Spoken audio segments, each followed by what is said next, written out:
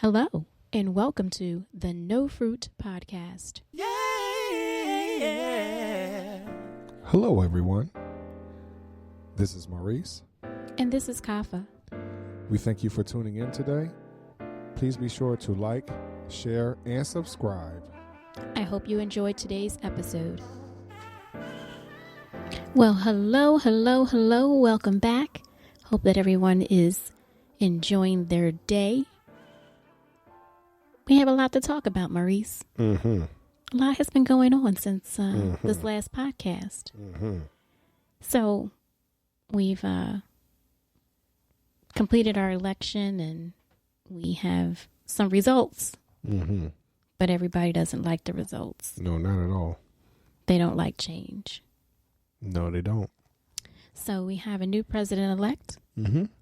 And there's been a little bit of pushback from that. A little bit?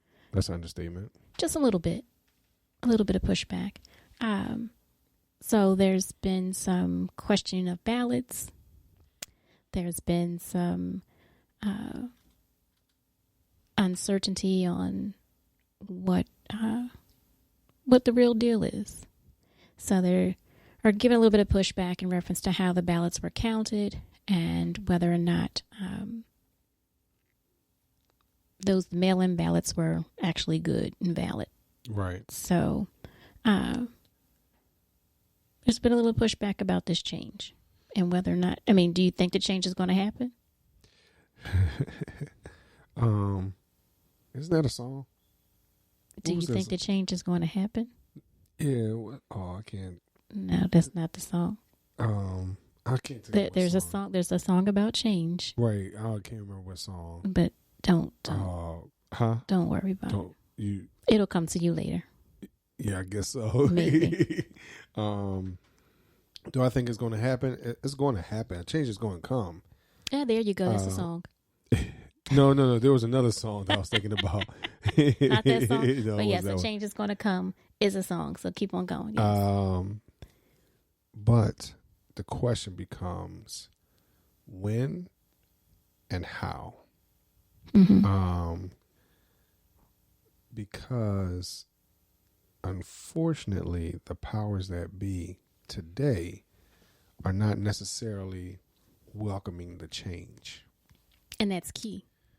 So, and with that being said, there are others, so we're talking about from the executive branch of the government, current government, right? That does not necessarily accepting this change. Mm-hmm. But quite interesting enough, we have people that cast a ballot or a vote, right? So in this election, we have both the Electoral College for votes, and then we have the popular vote. So unfortunately, once again, the powers that be, being the Electoral College, if you play around with those, right, those numbers, then We can have a situation like 2000. right. Mm-hmm. So once again, it's the powers that be. It's not the little peons or the people that sit in the last pew of the church Mm-hmm. that means anything. So it almost makes you think that all those persons that have done all this partying and everything else over the last couple of days, the last week or so, hey, a change is coming. And then Saturday we get some results that, hey, the change has happened, but the change hasn't happened yet. Mm-hmm. We have to wait until the gentleman takes the oath and there's a true transfer of position. Mm-hmm. And that transfer of position is being fought against tooth and nail, even though they keep getting turned down almost every turn. But there are some changes that he's making at this time that really, like, he does have 2 months for him to still be in office. Correct. And he still has 2 months to make a bunch of changes where he could figure it out. Mm-hmm. He's going to push enough buttons to figure it out that, hey, I'm not leaving, right? And he believes that he won. He believes he doesn't have to change. So, in saying all that, when you think about that, how's that very similar to the church? Right. How's that similar to the church? Are the church members always ready for change? But more importantly, are the leaders ready for change? Mm-hmm. Mm-hmm. And I think it differs, from denomination to denomination. Some leaders are in place for 20, 30, 40 plus years in a pastoral role or in some church leadership role. Right. But then there are other denominations where that shifts and that changes quite frequently. Mm-hmm. Sometimes as often as we change presidents, you get a new pastor or some other type of new leadership, right? Because it's appointed by a bishop or some other governing board. And those individuals within that congregation have to first accept what's going on. Right. Accept the change. They don't have to like it. Right. But they have to accept it. And I think that's where we are right now as a country, is that everyone hasn't accepted that this is the way that it works. Right. And that this is the change that's come. Mm-hmm. Some of it because, hey, this system has holes, and they're trying to find all of the holes. And I find it kind of strange. Like, I was talking to someone earlier this week, and they were kind of saying, they didn't agree with the way that things were going right now. And I said, well, the gentleman that's in office has always found holes. Right. He's always found a way to get around, a way to get over. Mm-hmm. Why would you think anything different? Right. With this position? Right. He found a way to get around from paying taxes. He found a way to get around from paying people who worked hard. He found a way of getting around of paying debt.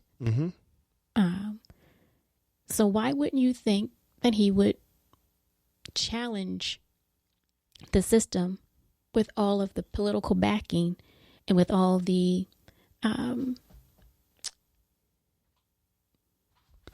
backing that he could have from lawyers and other legal things, because he's done it before. Right.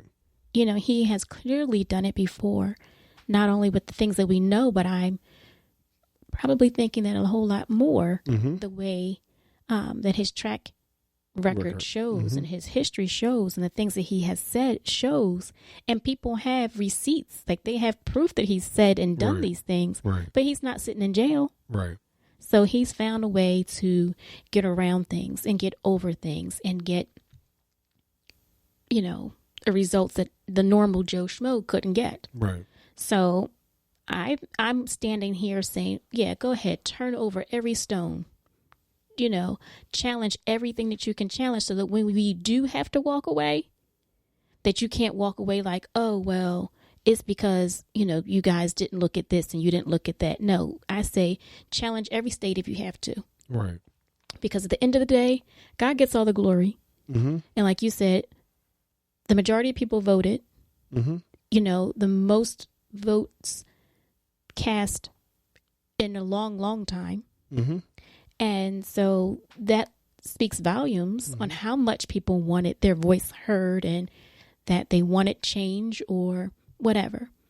That's toting the lines in some states. It's very, very close. But I think first we have to understand that what the system is. Right. And that there is a system for change. Right. So you can't just say, hey, no, I don't want to leave. Right. Like you said, turn it over to the church. What happens if the people come and say, hey, we no longer want you to be pastor? He can't or she can't just say, fold their arms and say, I'm not going. And it works a whole lot different with church, because the church people can say, well, God said, you don't need to be here anymore. And the pastor can come back and say, well, God said I should be here. Right. You know what I mean? And you're this and you're that. So, that's just where things are that I'm standing on, what I think. How about you? I mean, I really do believe, like I said earlier, a few moments ago, it's going to come. It's going to happen. It's just a matter of how and when, right? Right. And whether it's going to be by force or not, whether it's going to be peaceful or not. See, I think some people don't understand. There's a place for dignity and grace, and not being self-serving, things like that, right? Selfish, and reality. I think sometimes when you're not in a position of power, perceived power, quote unquote, then once you come back down to earth with all the regular people, right? When you come back down to earth with all the regular people, now you're touchable, right? Because some positions give you a place of being untouchable. Right. And there's a lot of fear that once he comes back to earth, he'll be touched. So I think as long as he can kind of stay in that place, can't be touched, right? So when you or even if while he's, like you said, he has these few months to get his act together. He has these few months to pull in and make a team that's going to protect him once change happens. Right. He could very well understand and see it. But again, for all of his donors, he has to answer to them. So in that, is some of the things that he has to do. He has to change his mindset, right? He has to change from being, as I stated, self-servant to more of a, I am a servant, right? I humbly served you, with dignity and grace and everything else I could have done to make things better, right? Right. And then comes that, so, then whatever stuff you get from, after that, right? So I think what I'm getting at is that when I listen to some of these pastors and just some of their mindsets right now where they don't want to change, they can't change, they're not trying to let go of the position that they hold. Well, I think you said a key word, servant. Right. So, if anyone in that leadership role sees themselves of something other than a servant, it makes it hard to have change, to say, hey, I've been a servant, I've served my role, I've done my duty, and now it's time to move on. But if they think that, hey, I'm in this position and you need to serve me, you need to pick me up in the car, you need to make sure I have a room, and that I have all blue M&Ms in a jar, then that's a different role. Right. If you feel as though that, as you said, I'm untouchable, no one can get close to me as a pastor or as a leader, right, as a minister, or even as the leader of the free world, right, not saying physically touch, but just being able to have contact with that person, there's something going on. Right. So there's question in the leadership from the beginning. There's questions there. So, what kind of leader are you? Right. Because there's several types of leadership. We have this democracy, but then there's also, dictatorial leaders, so dictatorships. So there's just a lot of other types. So it depends on what kind of leadership you have. And I think within the church, we have more of a democratic process within the church. It's not, as the king says, being the pastor, and he has the last and final say, and that it can't be challenged or can't be voted upon, or that he or she does not take in account other people and their ideas and ideals. Right. So I think that's some of our challenge right now, especially within the church.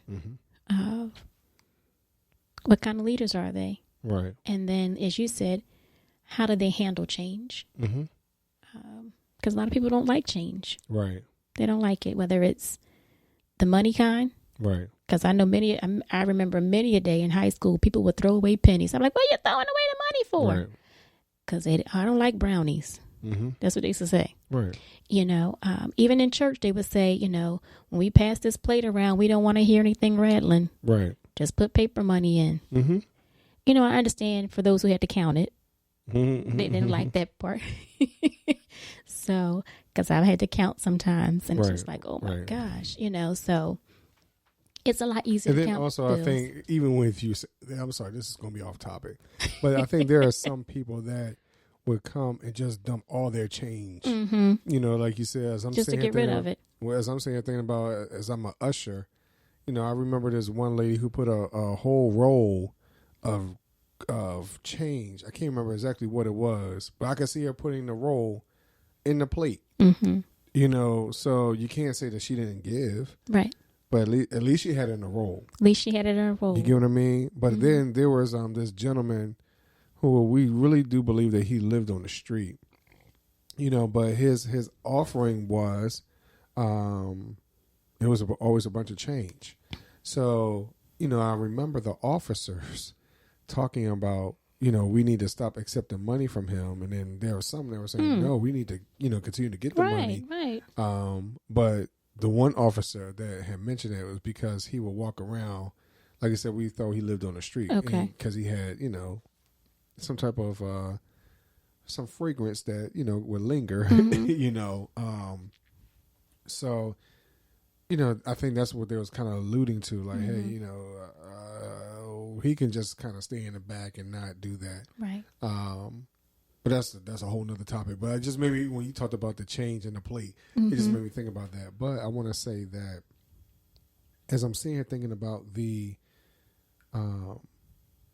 change just from one office to another, the change from one pastor to another, even just a change in just church officers overall, even in the change with the Senate and things like that.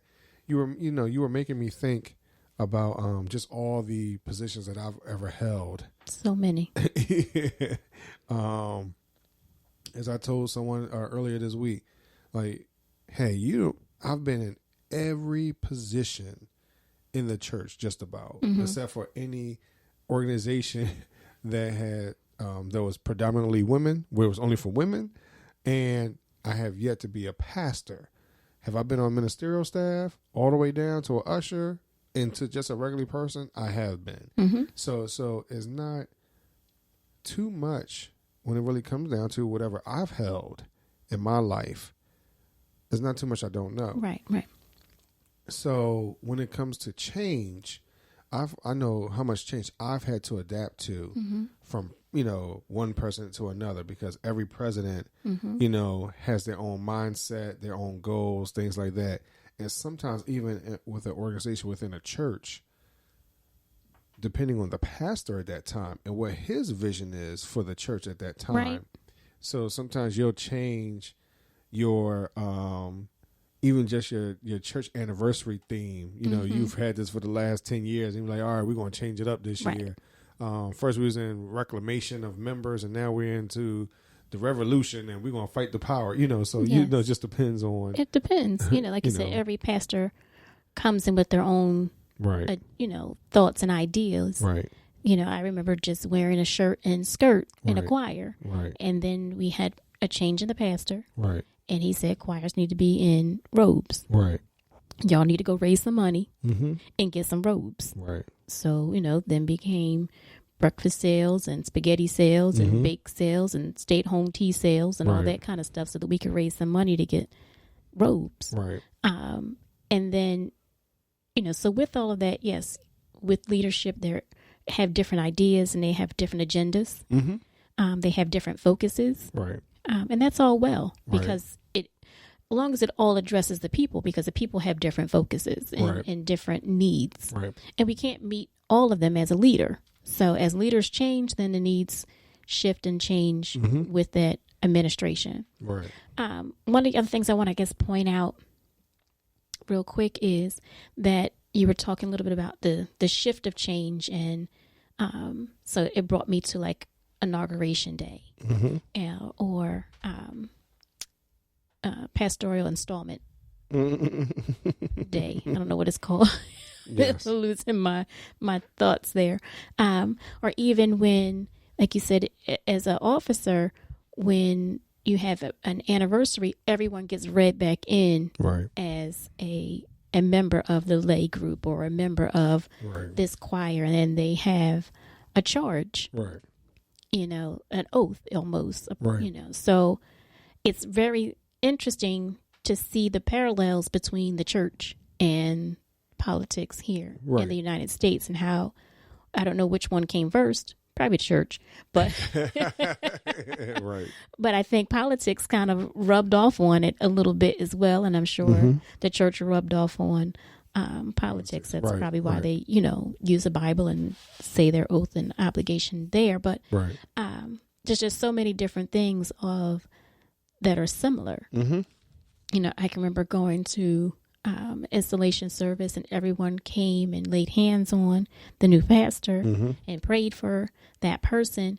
And it's almost like an inauguration where everybody kind of comes, all past presidents and dignitaries come Right. and Right. kind of give their their Right. blessing. Right. So it just how similar those things are. It's kind of interesting. Right. Kind of interesting.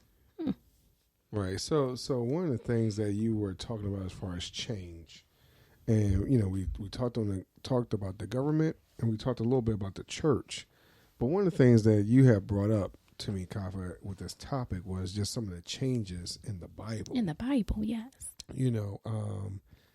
Like you said, from Saul to David. So what was that change like to go from one to the other? Right.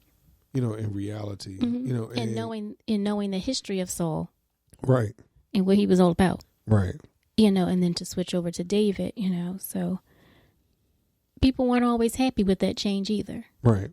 Also think about Moses Mm-hmm. and how they followed him for years. Umpteen years. Years. Like, he is our leader. He's taking us to the promised land because God told him. Right. Then he came, he was like, yo, I'm not going to make it. Right. And they were like, what?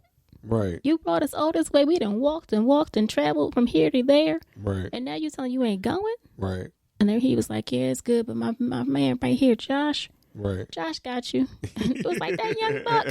Right. You know what I mean? So the same thing happens within the church. Right. You have a pastor who's been there for 40 years. Right.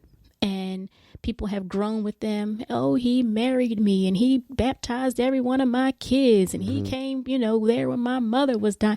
And they have all this history. Right. And then that person gets to the point and was like, well, my journey is over. Right. Right. I've taken you as far as I can. And I think sometimes, even thinking about that, sometimes people don't understand when it is their time. Or they say, it is my time, but I want to see this particular project completed. And sometimes that project might not end for another 3 years or so. Right. And we've seen that a lot of times in different churches and whatnot. Right. So, so are we really ready for change? You're talking about keep the change. I mean, that's a topic for the day. But some people don't, some people want to keep it. Right. Some people want to, say, hey, we have this change coming. Let's keep on this path of change. And then, like you said, there's some that don't like change, because when it comes to change, there's a change of mindset. There's a change of scenery. And there's a change of, what's another word? I'm sorry, I'm losing my mind today. It's just a whole lot going on today. But I think you're changing. I'm changing like the leaves outside. You sure are. Sorry, you are changing colors.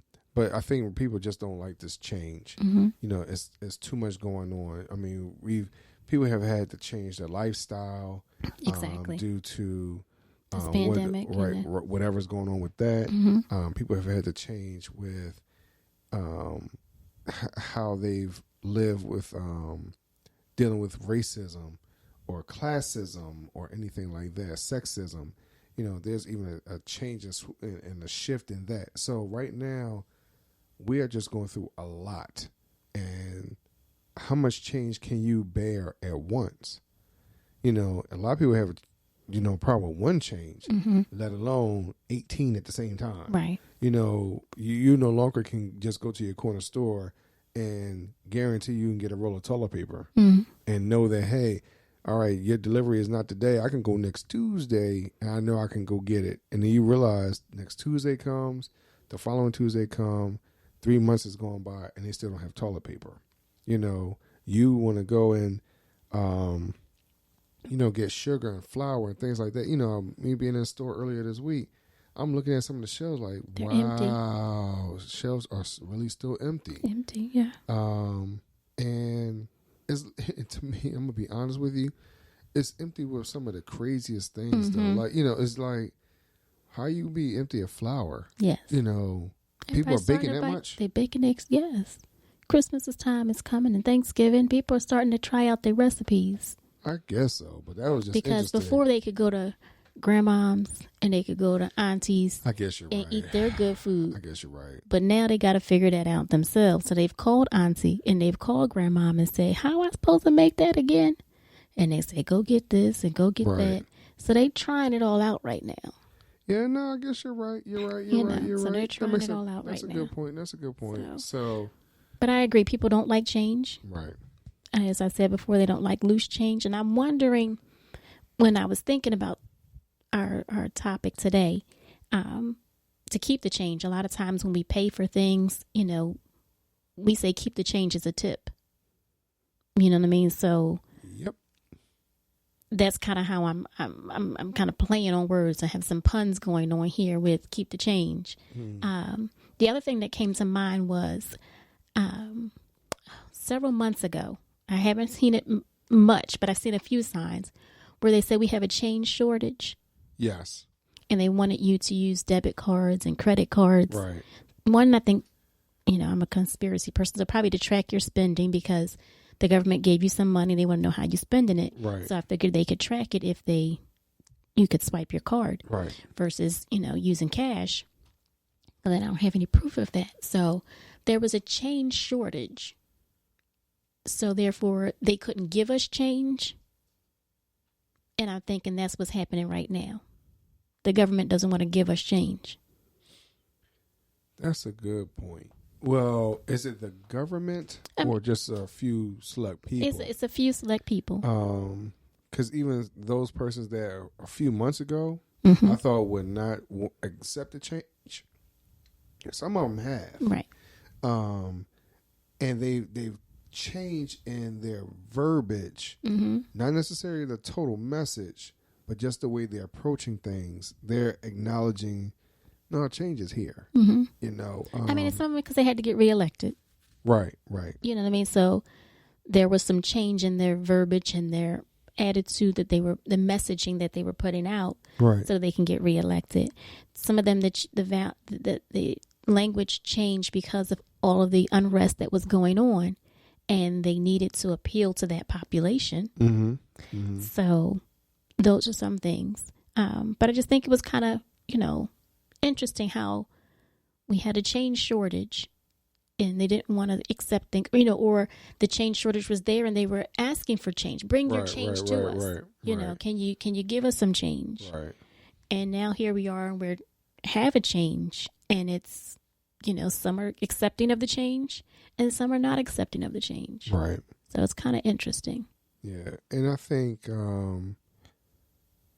for those that are not accepting of the change, see, this is where the liberal conservative mindset, I think, comes from. Because conservatively, you don't want to change anything, really. Liberal, you might be a little more willing to, right? And I think, in just my opinion, I think the liberal conservative lines are not necessarily Democrat and Republican. No. It's really old versus young. That's the way I feel. Because the older that I get, the more conservative I become. And speaking with one of my clients earlier this week, she even mentioned just how conservative she is. But she mentioned how she needed a change for her business. So she could not stay within the party per se because of she needed things to change. So I think people are willing to do change when it suits them. Right. You get, you know. We all want to win. Right. So, yeah. I mean, yeah, because we don't want to be losers. Right, right. You know, he's calling everybody losers. We don't want to be a loser. Yes. We want to be what on that they call list. fair weather fans. Right. You know, but goes with the wind. So, you know, so I think that's the key right now of change. You know, changing your mindset, changing your lifestyle, changing your expectations, changing your horizons, your scenery. There's a lot of change that needs to happen overall in order for us to become better people. Right. And I know we're harping on the government, but understand that sometimes the word government is a cover word for church. So I want you to understand sometimes those words are interchangeable. And some of you might fight against me on this or whatever, and that's fine. But bring it on. But those right. I got his back, y'all. Watch out. But there are some people that, you know, that are closet. Yeah, Maurice, you're right. Yeah. You will, you know, and that's fine. What I think what will happen is that you'll understand that change is not always negative. A change of scenery is not always negative. Now, if you're forced out, sometimes that change of scenery is not welcomed. But once you get out there, you're like, oh, wow, it's not really as bad as I thought. Right, right. You know, because I'm going to tell you right now, just my own personal testimony, I'm being stretched right now as we're talking right now. And my scenery, my mindset is really changing a lot. And, you know, as we're talking about on this No Fruit podcast, I really believe that I'm literally planting a bunch of seeds, you know, that I've never planted before. And there are some that have already blossomed in this time of harvest. Amen. You know, there's a lot growing. So, you know, so don't fight against it, but so much. Because you really don't know what's going to, out of that change, you don't know what's going to blossom. You know, for those of you who scream, oh yeah, I'm single and I'm proud. Well, you know, in that change, you might become married. You never know. Right, right. You know, you talk about, hey, I don't have a church home. Well, in that change of mindset, you might turn around and have a church home. You may start that ministry, you know, and that ministry does not mean a church, okay? It may mean that you start a community choir. Right. You know, that ministry could be helping out the kids somewhere in the neighborhood. That change could be a little bit of anything. So it just depends on what you're open to and what God is laying on your heart. You know, now is the time, in all honesty, in all this chaos, is to be the change. To be the change agent. Right. You know, to be the one that starts it or waters that change. Right. You know, so as Marisa said, like, what seed are you planting right now? Right. You know, or what seed have you planted? Right. And what are the next things you need to do so that you can have change? Because you don't want it to continue to be a seed. Right. So that seed begins to grow. That means it changed. Right. The dynamic of it, the makeup of the seed has changed. So that's what we want. Just like a caterpillar. Just like a caterpillar, it changes. Right. You know, but we're No Fruit Podcast, so we're talking about fruit. I know. But we just talk about change. I'm sorry. That's all right. But sometimes a caterpillar will be on a piece of fruit. It does. It will be on a tree. It'll be on a tree. It'll be on a piece of fruit, leaf, whatever. Right. So again, we want you all to plant seeds and expect change. Right. Expect change and look for it. And we want you to keep the change. Right. Keep, you know, again, this is our little tip for you because we're saying keep the change. So keep what's going on right now in 2020 in reference to this change in political power. Keep that change. You know, as much as they're trying to fight against it and prove that there were some issues, but keep that change. And even though they're finding some here and there, right? They're, you know, like in one place, they said it was only 595. 595 was not going to make a difference out of 45,000. Right. You know, and the judge kind of just like, well, where's your proof? Mm-hmm. Where is your proof? And that's not being provided. Mm-hmm. So, and even if they can find proof that only 500 or let's round it up, 600 people, Mm-hmm.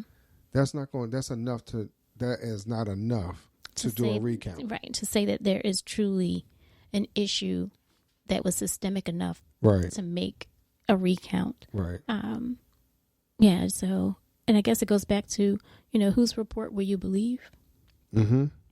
Mm-hmm. Where is your faith? Mm-hmm. Do we have, and I think that's the other part that somebody said, well, everyone around the world is laughing at us being a country because we don't even have faith in our own democracy.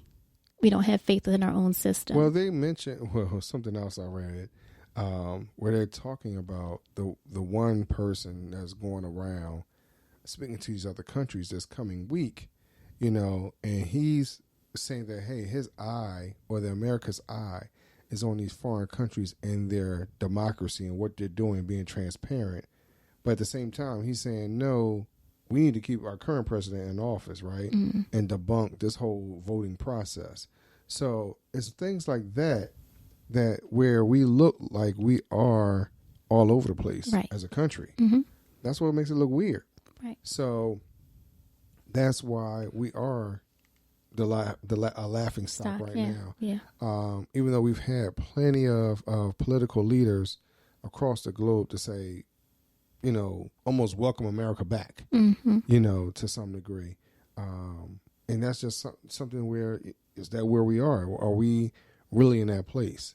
But I do believe that this last president, he did plant a seed, though. Mm-hmm. I think he planted a seed. I think he planted the seed of, that the establishment does need to be shaken up a little bit. Right. I don't think that, let's not lose his original message, which was change. Mm-hmm. Hey, give me a chance, right?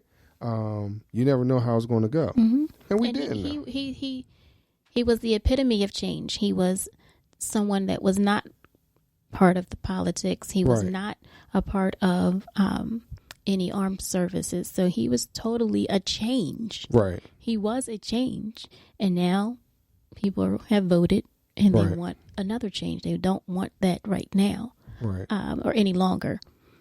So, yeah, there's a lot there. Right. There's a lot there. But I think my advice to those who are going through change, and I know that in some of our friends who are leaders in the church, they have a meeting coming up that may shake up some change. Right.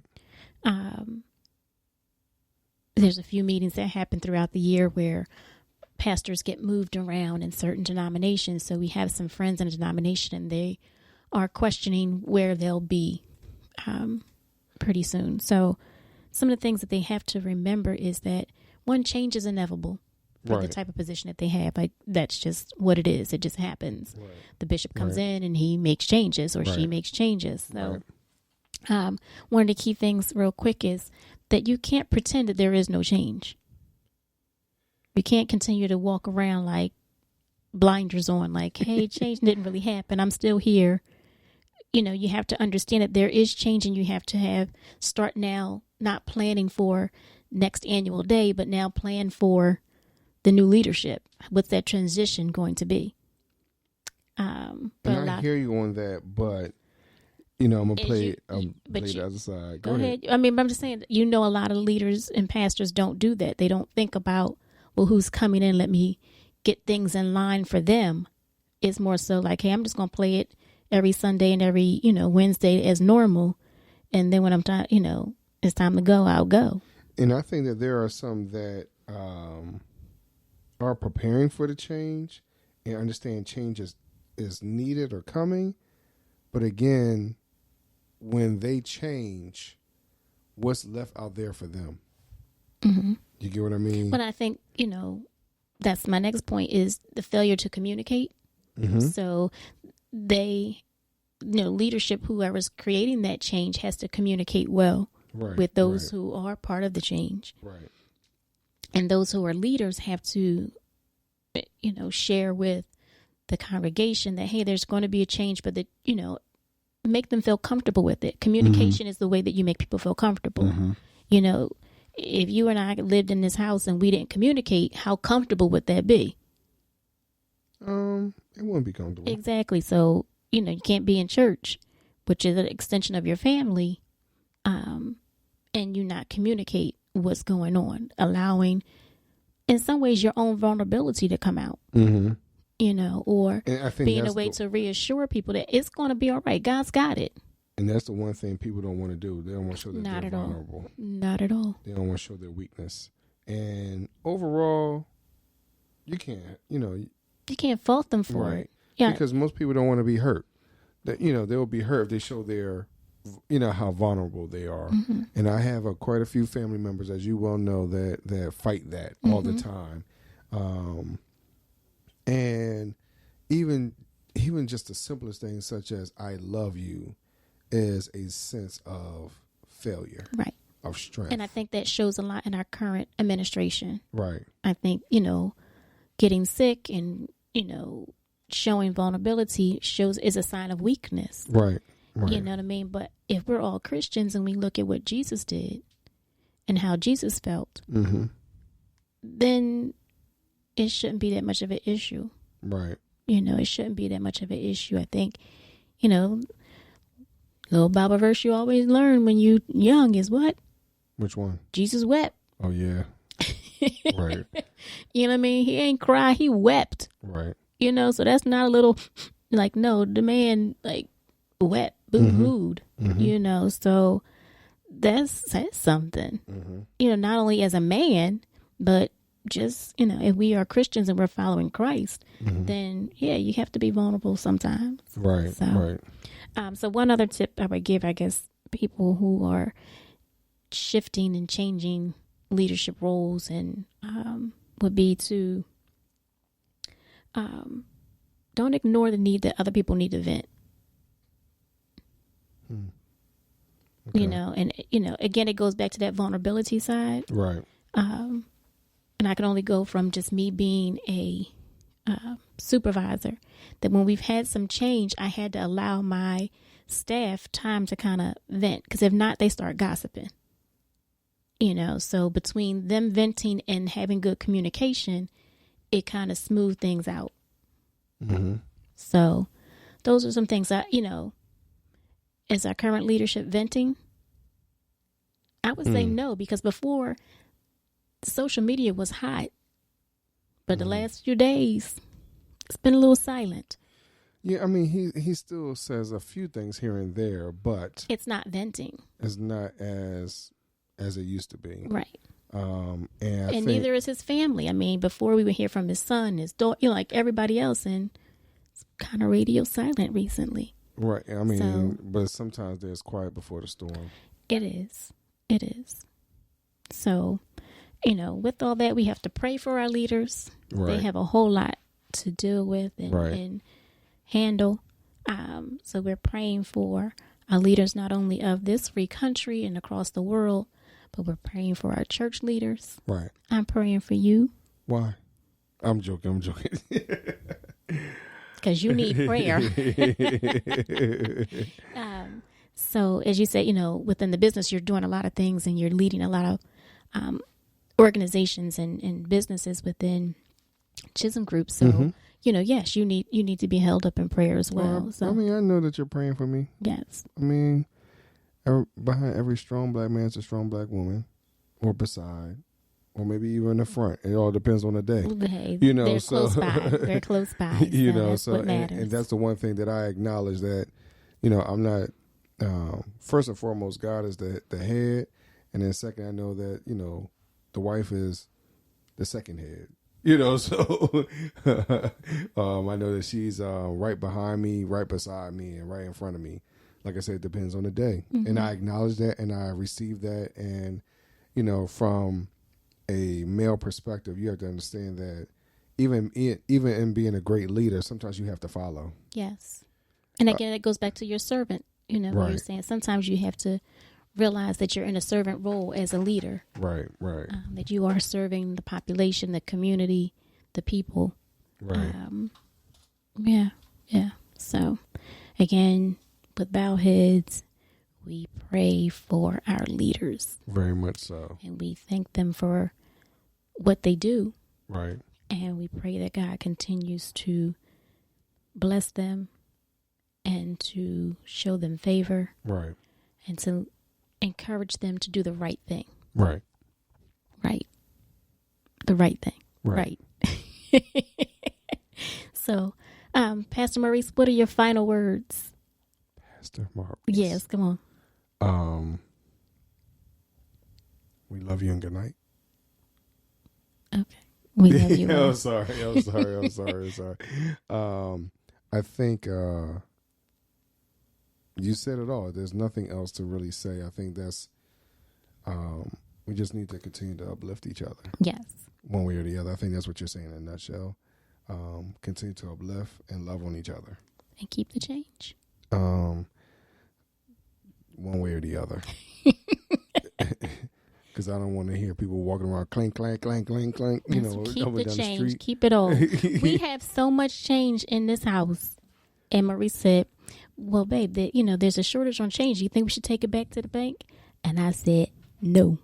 Yeah, so, we're keeping the change. We have a huge, it's not huge. It's where I've heard some people that have, but it's enough.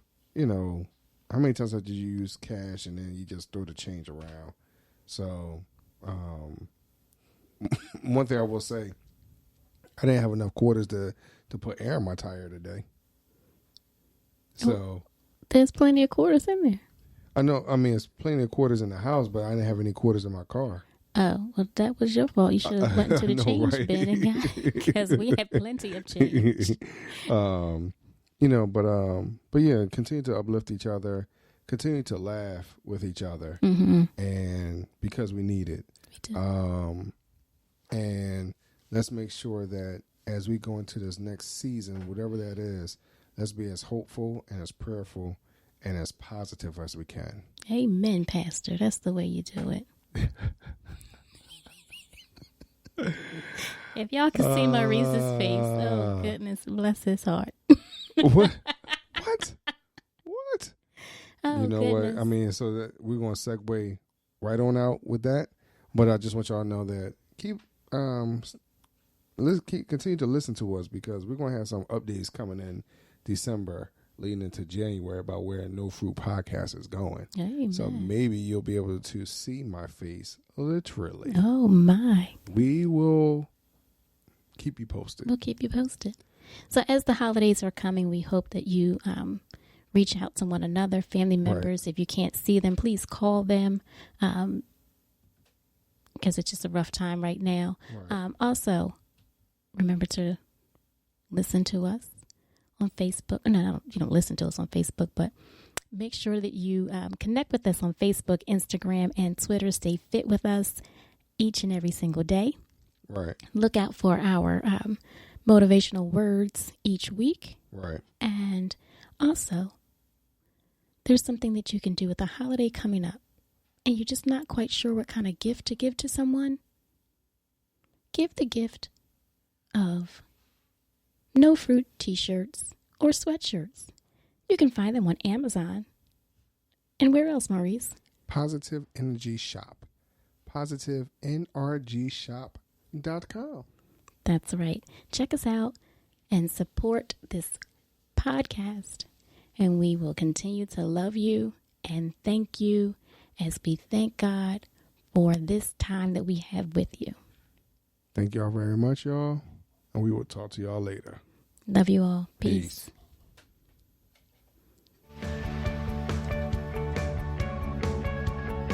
This week's episode has come to an end. But the fun doesn't have to stop here. If you have any questions, suggestions, or feedback, head over right now to Twitter and Facebook and like, share, and get involved. Join us next time.